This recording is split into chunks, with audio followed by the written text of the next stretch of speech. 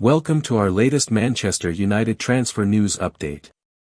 In this video, we dive into the hottest rumors, confirmed deals, and all the latest. Ruben Amorim hints he is close to deciding Manchester United's best 11. Ruben Amorim has made 6 changes in each of the last 3 Man United games as he gets to know his new players. Ruben Amorim insists he is close to settling on a first 11 at Manchester United. Amorim has started 21 different players in his 4 matches in charge and made 6 changes in each of the past 3 games. United entertain Nottingham Forest in the Premier League on Saturday ahead of next week's Manchester derby at City. After the rotation failed to secure a result in the midweek defeat at Arsenal, Amorim hinted he would not rotate as heavily in the forthcoming games. Amorim contrasted the durable Bruno Fernandes, who has missed 2 matches through injury in his career, and Manuel Ugarte, whom he coached at Sporting. Ugarte started all 4 matches under caretaker manager Ruud van Nistelrooy, but he has lined up in 2 of Amorim's 4 games in charge. More or less, yes, he replied when asked if he was close to settling on a best 11. You have an idea, but then we had the problems that players returning without training, and then you have to manage the load. We always have the same problem, and then you have to imagine and understand what kind of player you have. With Bruno Fernandes, you feel against Arsenal he was a little bit tired, but you know that he is going to recover very well. If you think about Manu Ugarte, I know him so long, I know he needs a little bit more time. So we are in that process with the players and try to manage that, but we are getting closer to an idea, yes. United were undone by 2 corners against Arsenal, who have scored from 22 corners since the start of last season. Amorim revealed United have been using their indoor pitch at Carrington to prepare for dead ball kicks. I learned the same with wins because I'm really focused on the performance, Amorim added. I learned a lot against Everton. We won 4-0, but you can see so many things that are wrong. I saw the same thing against Arsenal. Of course, we have to improve set pieces, we try it in the indoor stadium, we spend a lot of time in there. But then we need time to think about things, we do not have time to train. Sometimes, our structure, we have 1 game, the next day recovery, and then we have to prepare for the opponents. So it is really hard to manage everything, but I feel when I see the team we are improving some aspects. How Manchester United should line up versus Nottingham Forest in Premier League fixture. Man United play Nottingham Forest in the Premier League on Saturday, and here is how they should line up.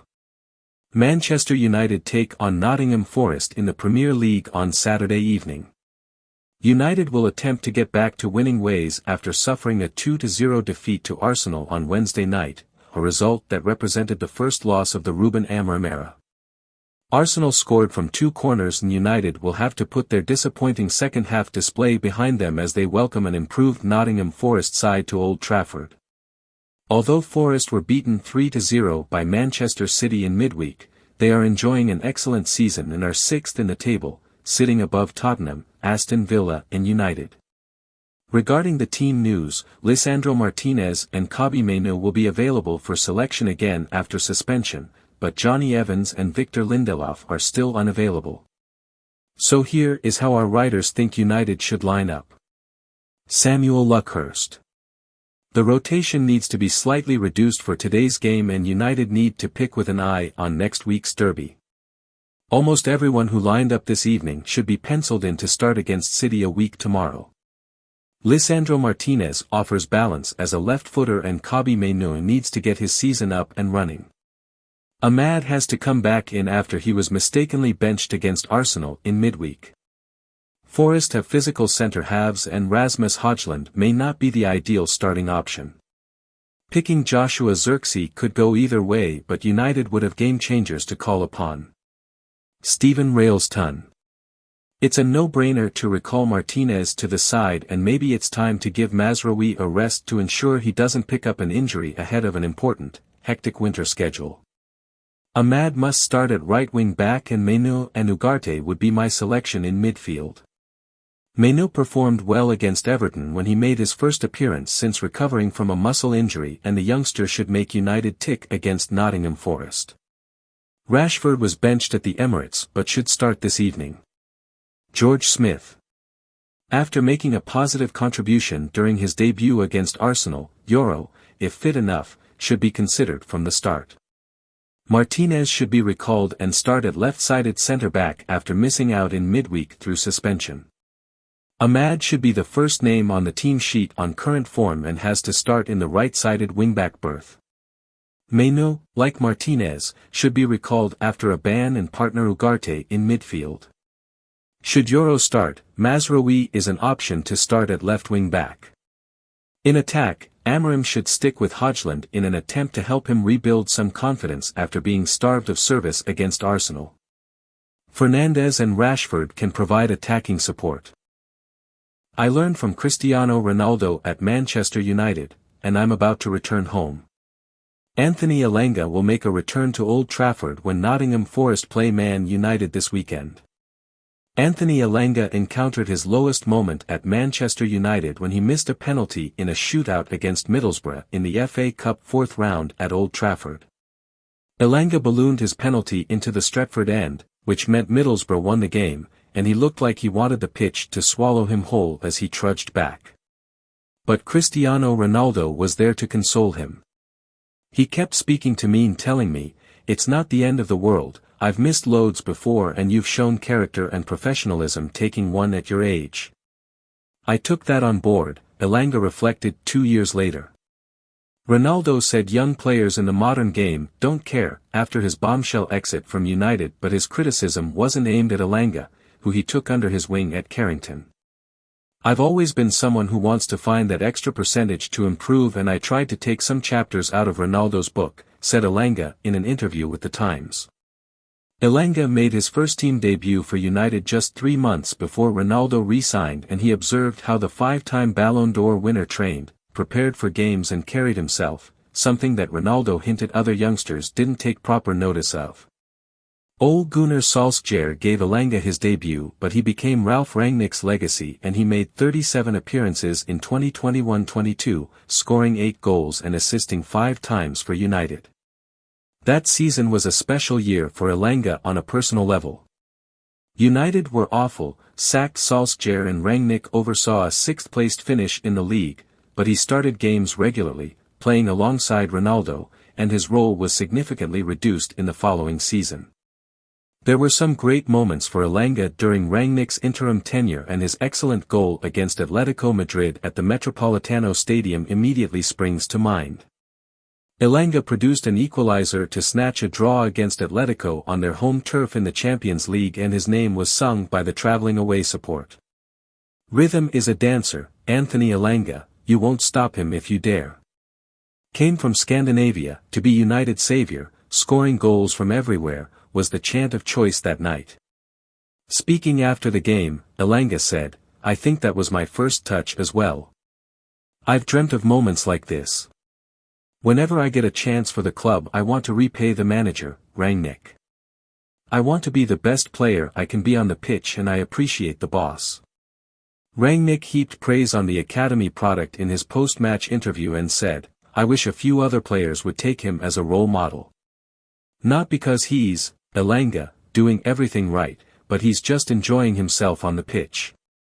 I wish we would enjoy ourselves on the pitch." Man United predicted lineup versus Nottingham Forest.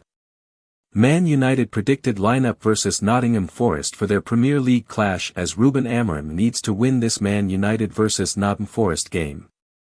Manchester United are preparing to face Nottingham Forest at Old Trafford in their next Premier League clash. The Red Devils have been dealing with injuries and suspensions, but will aim to secure a win in front of their home crowd. Manager Ruben Amorim is expected to make a few changes to the lineup for this Man United vs Nottingham Forest game, bringing back some key players and reshuffling positions to address recent challenges. So, how will the Red Devils line up for this crucial Man United vs Nottingham Forest game at Old Trafford?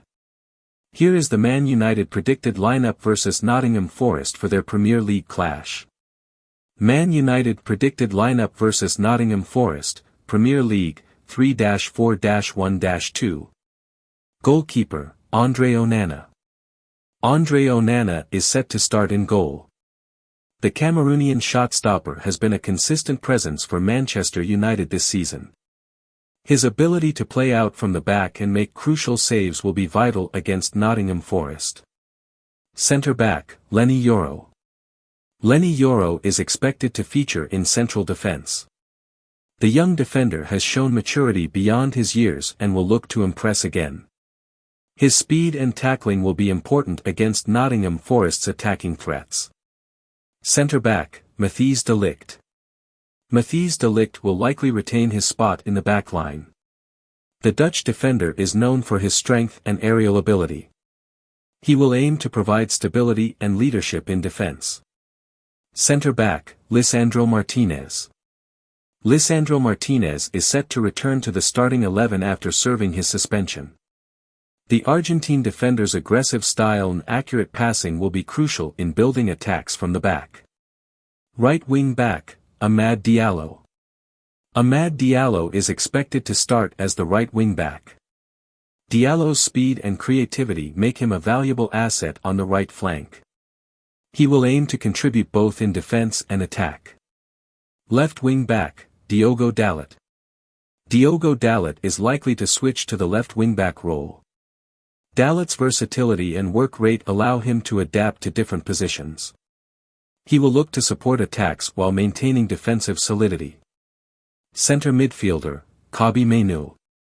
Kobbie Mainoo is set to return to the midfield. The young talent offers energy and vision, making him a key player in transitions. He will aim to control the midfield battle and link up with the attack. Centre midfielder, Casemiro. Casemiro is expected to start in midfield. The experienced Brazilian brings defensive stability and leadership. His ability to break up opposition play and distribute the ball effectively will be crucial. Attacking midfielder, Bruno Fernandes. Bruno Fernandes will likely play in a more advanced role. The Manchester United captain is known for his creativity and goal-scoring ability. Fernandes will aim to create. Mikel Arteta's comments about Emile Smith-Rowe speak volumes ahead of Arsenal reunion. Mikel Arteta admitted he failed Emile Smith-Rowe at Arsenal as the Fulham star prepares to welcome his former team to Craven Cottage. Despite once promising to be the heir apparent to the dynamic Mesut Ozil at the Emirates, Hale End graduate Smith-Rowe was hampered by injuries as he attempted to stamp down a starting 11 place and tumbled down Arteta's pecking order. With the writing on the wall, the 24-year-old jumped ship to Fulham in August, signed for £34 million, and has so far notched 3 league goals and a pair of assists to boot whilst becoming one of the first names on Marco Silva's team sheet. Smith-Rowe hasn't looked back since swapping the north of London for the west, but a glance into his past will be unavoidable this Sunday, as he reunites with his former teammates and the manager who supposedly failed him. Questioned in the summer if he had felt sad after Smith-Rowe's departure, Arteta replied, "A lot. When I had the talk with Emile, I really felt it. First of all because I have huge gratitude because he came into the team at a tough moment. I think he was the player that made our supporters, and the team click, in a way. I don't know how to explain it but that was my feeling. Something changed when he came in the team. He created a different energy straight away." Smith-Rowe played a pivotal role and found the back of the net 11 times in all competitions during the 2021-22 season, as Arteta's upturn in charge of the Gunners began. They went from an 8th-place finish in the previous campaign to narrowly missing out on Champions League football in 5th. The following term, Arsenal would come agonizingly close to a league title. Yet, despite Smith-Rowe looking like a star in the making, the English ace would be unable to help, as a groin injury and resultant surgery sidelined him for most of the season. After returning from his ailment, a transfer became inevitable. Arteta continued, "I have a feeling like, that I have not got the best out of him. Obviously a lot of things happened in that time. From my side it was really sad, because I know how those boys feel when they are in that building, how hard everyone works to get them close to the first team. I feel a huge responsibility to give them the chance. And now, can they sustain this level and make us better? That is the idea."